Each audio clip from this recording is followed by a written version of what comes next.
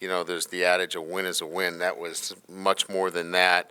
Coming off of a disappointing loss, our football team was challenged, and I thought they responded.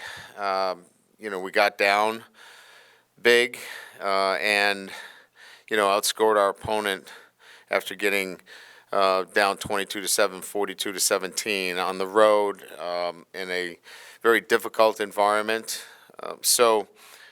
Just a lot of, positive things to take.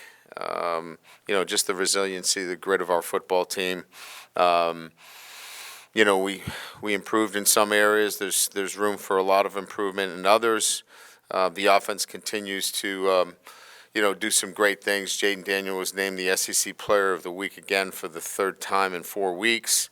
The offense is playing at an incredible high level. Third in the nation in total offense, first in the nation in first down. So Mike Denbrock and the offensive staff deserve a lot of credit. And the players, they're playing at such a high level, starting with Daniels. The offensive line, certainly controlling the line of scrimmage against a very good Missouri defense coming in. Missouri is one of the top rushing defenses in the country. We had 274 yards rushing in the game. So obviously that, goes to, first and foremost, we talked about, winning the line of scrimmage, and I thought we certainly did that. I thought in the fourth quarter, our physicality showed. We were able to get a pass rush with 4 down late in the game, which is obviously very important.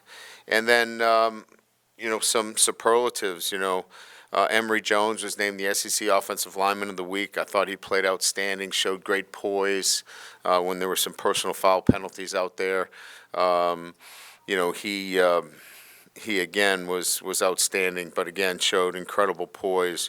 Really proud of the way he handled himself, during some of those interchanges.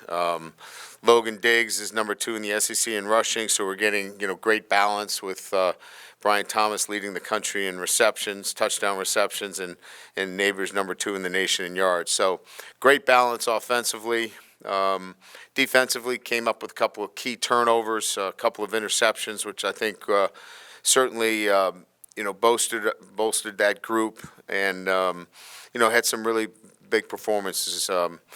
Mason Smith played very well. I think if you start with where we want to go, I think that's probably his best game since I've coached him, and only look for him to get better and better each week. Now we flip the script and welcome in Auburn.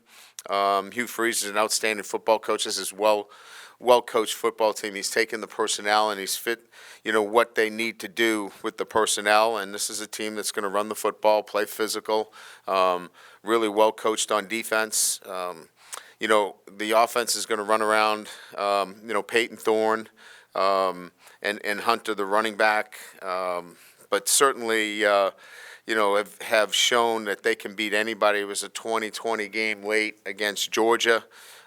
Georgia was able to escape with a victory, scoring with about 2.5 minutes left in the game. So a very dangerous football team, one where we'll have to play really well, but we're excited about being home. As you know, 4 out of the first 6 games on the road, which is very difficult in itself, but this will be our 5th consecutive SEC game as well. So guys are up for the challenge. It'll be a great one. It's great to be back home in Tiger Stadium, and we're looking forward to hosting Auburn this weekend. So with that, we'll open it up to questions.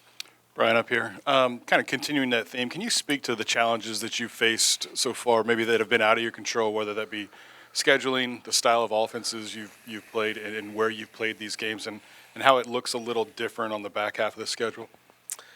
Well, I think you start with, 3 of the 4 games on the road against top 25 opponents, so outstanding teams on the road, Florida State, Mississippi, Missouri, all quality opponents. And certainly, we wish we could have, fared better in a couple of those games. But, we're certainly, playing at a high level offensively, and we need to continue to improve defensively. And that's, obviously we've given up too many points on the road, but I think our guys have done a great job in their preparation on the road. Clearly, outside the Florida State game, we had a great chance to win the Mississippi game. So I'm really proud of the way they've handled themselves on the road, but it's been a difficult schedule. And so we're seasoned. We're right in the hunt, and, the season's in front of us. So with 5 out of the 6, remaining at home, we feel like we're in a good position. Let's go take care of business. Coach, just wondering if there's an update on Jaden's shoulder and just kind of what the week looks like for him in terms of preparing for this game with maybe a little bit of an injury. Yeah, he didn't have any shoulder issues. Sorry. Yeah, that's okay. I think our biggest concern was, just overall soreness. He got hit a number of times. It was a physical game. But, he checked out well yesterday. He was in the film room this morning, got his normal film study in around 5:30 this morning, and was with the trainers this morning, and he'll be full go for practice on Tuesday. Coach, do you think over the last 3 quarters you may have found something defensively? If you did, what is that, and can you sustain it? Well, obviously that's the challenge. We feel there's some light there at the end of the tunnel for our defense. We feel like the progress that was made up front is going to be sustainable. We're going to have to make some more progress on the back end of our defense. We've got to go compete for some balls that we think that were out there for us to get. I think we are going to get better because of the experience that what Weeks is getting at the linebacker position. He's just getting more reps and more time out there. And I think we found a position that we're comfortable with now with Harold Perkins in terms of, it doesn't have to change from week to week with a new teaching progression. So I think there's a lot of pieces there that are coming together, and then I think there needs to be continued improvement at the back end of our defense. And I think if we do that, we feel like we're moving finally in the right direction. Hey, Coach. You read off some of Jaden's stats there nationally, obviously among the best. But from your perspective as a head coach, can you shed some light on just how good he has played this year, what he's meant to this team, and obviously not just with his arms and legs, but in really clutch moments when y'all needed it? Well, I think that's probably it. Some of the things that you don't see is ripping some throws, under duress. And I think that those are the big things that stand out to me is, he hit a seam ball late in the game. Even the touchdown to Neighbors that he threw that was wide open. We had a freshman center in there, and they overloaded that A gap, and there was pressure, and he had to move and slide, if you remember, and he was under duress, and he threw that on the move. That was just the nuances that a lot of people may not see. But I see those things, and as quarterback coach and the offensive coordinator see the little things that he's doing under duress or under pressure or getting hit after he throws, a very accurate ball that are starting to separate him from good to great. Ryan, sort of building off of that, it was the Auburn game last year when Jaden threw for 80 yards. What would you think has been maybe the thing that has allowed him to transform into this kind of quarterback over the last year? Is it sort of honing those little things? I think I said this a little bit about our defense is that, it's our job as coaches to present the information in terms of what they need to do, players, to progress. And then players need to fix it. We can't fix it actually on the field. They have to go fix it. And I think, with Jaden, he fixed a lot of these things, he was not progressing, through his reads. He was coming off them too soon. He wasn't staying in the pocket. He wasn't being patient. He was doing some of the things that get you 80 yards throwing it. And so he's fixed a lot of those things and has put him in a position now where, he's one of the top, if not the top quarterback production-wise in the country. So I think we gave him a good plan. I think Joe Sloan's done a great job. Mike's done a great job of putting him in a really good position. And then I think he's gone out and he's made the adjustments and made the improvements. Coach, over here. You mentioned the success of Jaden, success of Logan. I'm wondering what role has the offensive line played in both of their, success this season? Immensely. I mean, I think we all know, you watch a game, if you don't have time to throw it, and if you don't have a running game that can give you balance, you really don't have much. And I think I've said this, you guys have heard this enough from me, is that we want to be equally as efficient running the football as we are throwing the football. And if you want to play too deep and you want to play soft and you really want to try to keep the ball in front of you, you better be able to run the football. That was in a large degree what was happening on Saturday, is that they were trying to keep from giving up the big play, and so it gave us some favorable looks in terms of running the football. And in particular, it gave us the opportunity to run Daniels as well. So again, I think they're a huge part of what we're doing, both in the run game and giving Jaden the opportunity to get the ball downfield. Hey, Brian, this is kind of a layered question about center. Maybe an update on Charles Turner, the decision to go to Chester when you did, how you felt he played after watching the film, and then what does that look like this week? Yeah, I think, Charles right now is listed as probable. And, we had an MRI. We thought maybe he had a meniscus, but it turned out to be positive that he does not. So, we'll be careful with him. And we're, like I said, I think it's probable that he'll get a chance to play. Martinez has been really good for us. It just seemed like he was a little off snapping the ball. As you know, we had a bad snap down in the red zone, and it caused some mistiming opportunities for what we were trying to run. And Brad Davis, our offensive line coach, really is high on DJ and felt very comfortable in that situation to put him in the game. And when he did go in the game, he was good. I mean, he did a really nice job. So we feel like we've got another true freshman that is going to be a really good football player for us. And that doesn't mean we're not happy with Martinez. We just felt like in that situation, we could make that move because of the confidence that we had in DJ. Hey, Coach, how familiar are you personally with Hugh Freeze, and what makes his offenses so effective? I know Hugh, obviously, in the past year I've gotten to know him, through the SEC meetings. Hugh's a good football coach. I mean, he fits the style of his offense to his personnel. I think if he had Neighbors and he had Thomas, they'd be throwing the ball a lot. Peyton Thorne threw it a lot last year at Michigan State. Didn't run it much, but he's an outstanding athlete. So, they've chosen to run it a little bit more this year. I just think he's a smart football coach that's going to utilize. It's really like for me, it's still about players over plays, and he's going to take the players that he has and he's going to set his offensive structure based upon his best players. Hey, Coach, during camp, one big storyline was 8 scholarship running backs, and now you've got one that's really emerged. Is that what you wanted? Do you want one guy to kind of get the bulk of the carries, and what's the key to keeping the other guys engaged and ready to go? Yeah, I mean, I don't know that we had an exact formula in terms of how that was going to look. Logan has just been really physical, really reliable in all areas, catching the football, picking up protections, and getting us the tough yardage when we need it. As you know, we've kept ourselves in some really good third down situations, extremely manageable third down situations. I think we lead the country in third down conversions, 56%. A lot of that is tough yardage running, and Logan's just been really good at that. So, to answer your question, I don't know that we had an exact formula in terms of how it was going to look. And no, you can't keep all of them happy, but they have roles.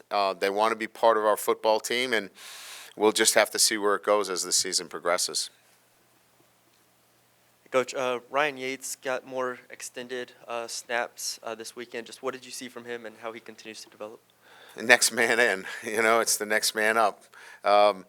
We don't have a lot of options, but that doesn't take anything away from him. He's done a nice job for us, and we have some confidence in him. we think that his next step is playing with a little bit more aggressiveness and confidence. He's a really good player. We want to have him let it go and, play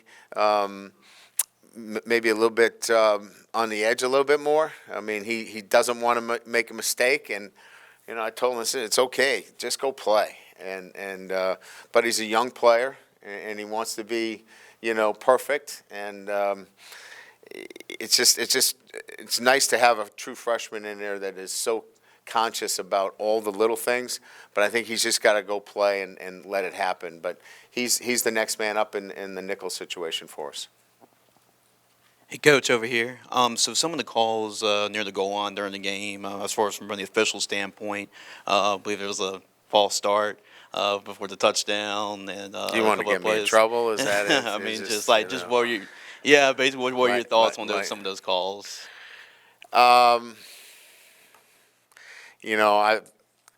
We've sent in the ones that we have concerns over.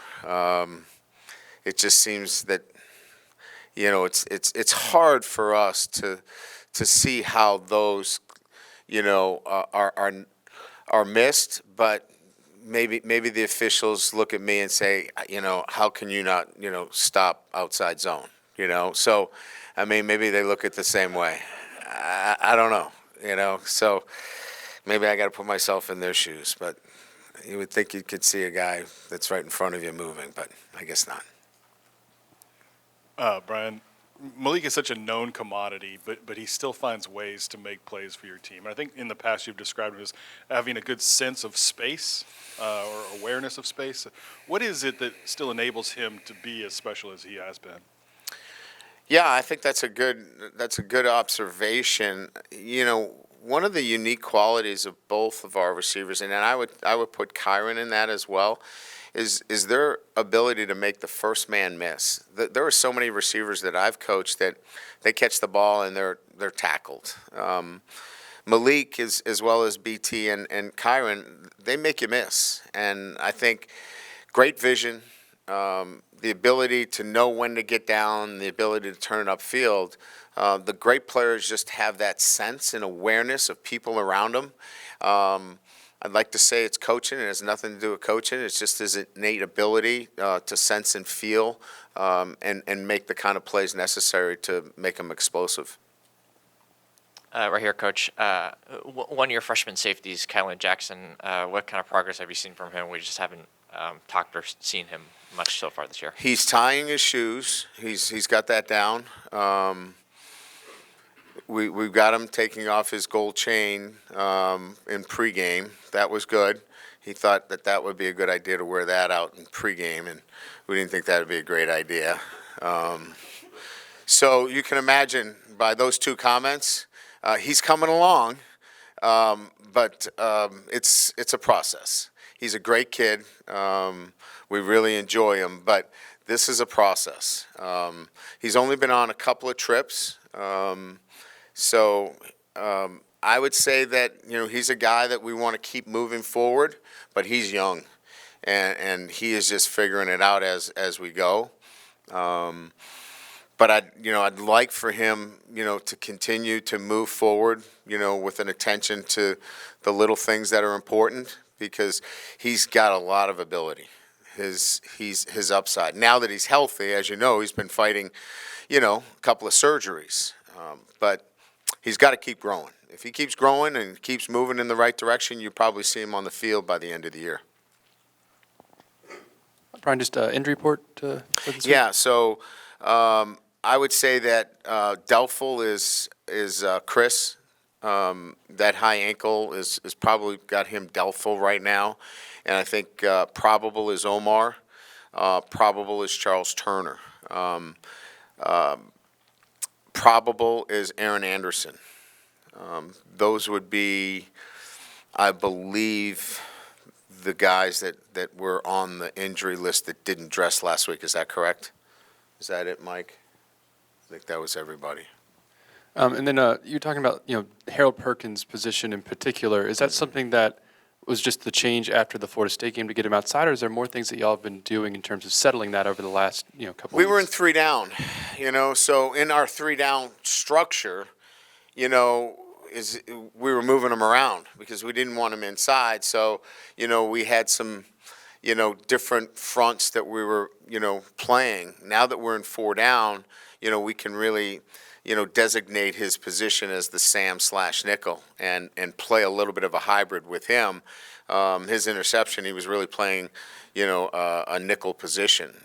We feel like he's athletic enough that he can be on the field, even if we want to play some nickel. When we get into dime, that's when we bring in Ryan Yates and play a little bit more of a dime package. So he just gives us a lot more flexibility. We can do a lot more things with him. I just wish we got to it sooner, but we got to the right front. Now that we're in 4 down, it gives him a lot more stability in terms of what we want to teach and how we want the defense to move forward. Hey, Coach, right here. I know you said some of those flags you turned in because you guys didn't agree with it, but is there anything that you guys are doing in practice to kind of lower the amount of penalties per game, particularly like within the red zone? I'm trying to think in particular what you're referring to. I mean, we've had a couple of, false starts here and there. We've been on the road. Sometimes it's a matter of, illegal snaps. But, yeah, we play music. We play loud music. We try to, get the environment such to match that. But I think by and large, this was the most penalized we've been all season. We had some interesting calls. We turned in a call that was a holding call down in the red zone that we didn't believe came close to that. Will Campbell was going to the echo of the whistle. He wasn't aware that you could drive somebody into the 3rd row. You had to back off. He's an old lineman. We'll put that on me. He now knows that you can't do that. Yeah, there are some penalties that hurt more than others and that you would want to have a conversation with somebody. But I think our team has been well disciplined overall. You guys have tried a lot of different combinations at cornerback. Just what did you like about Sage Ryan in that spot last weekend? And then what was the situation with Denver Harris? Was it an injury or just coach's decision? Yeah, no, I mean, I think Denver's continued to grow, continue to learn what we do, how we do it, on a day-to-day basis. Just he's maturing. Sage is a reliable guy. He's a veteran guy. He's been here, knows our calls, knows our defense. He's really playing the 3rd corner, if you will, when you're a nickel. So, with Harold being on the field virtually all the time, then you're taking your 3rd corner and you're saying, all right, if he's not going to be on the field, what's our best matchup situation? And he really is the next best player. So we want to get our 11 best on the field, and that's really what it came down to. Brian, you're 4-2 at this point last season. Any similarities you see now? And then you went in the second half and obviously had a great second half and played very well. Any similarities you see now to the development of the team? Things that had to be worked out, in the first half of the season that may bear fruit, going forward. Well, it's kind of the opposite, right? We, it was brought up that we threw for 80-something yards. So, we were working diligently on the offense and making sure that the offense was growing, and we were playing pretty good defense, right? That there was a stretch there. The Auburn game was won on defense, and we were playing really good defense. And I think now the shoe is on the other foot here in terms of, our offense is playing at a high level. We've got to get our defense to be much more in sync with what we're doing. And I think we took a step in that direction. I'm not saying it's a leap in any fashion, but we took a step in that direction, and we need to continue to do that. So that's really the charge here.